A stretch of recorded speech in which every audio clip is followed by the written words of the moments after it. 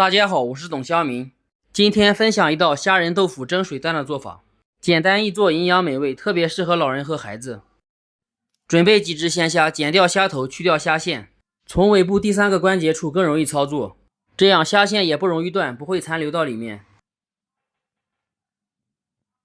处理好以后焯水，去一下腥味，煮至断生。捞出冲凉，方便剥壳。先剥掉虾背第1个关节处的虾皮，从尾巴处一捏就能整个去掉。剥好以后切成小粒。准备一盒嫩豆腐，打开倒扣过来，切掉1个角，吹一口气去壳，竖着切2刀，横着片开，切成均匀的小方块，放盘里垫底。准备几个鸡蛋，打碗里加1勺盐，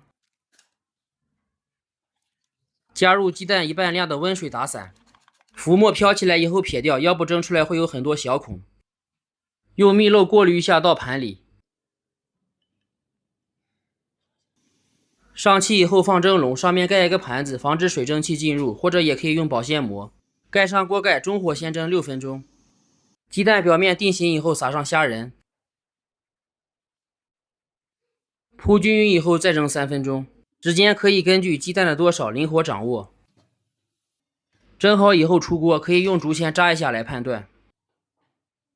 蒸鱼豉油兑1/3的开水浇上去，滴几滴香油，不吃的可以不放，撒上小葱花点缀一下，一道家常美味的虾仁豆腐蒸水蛋就制作完成。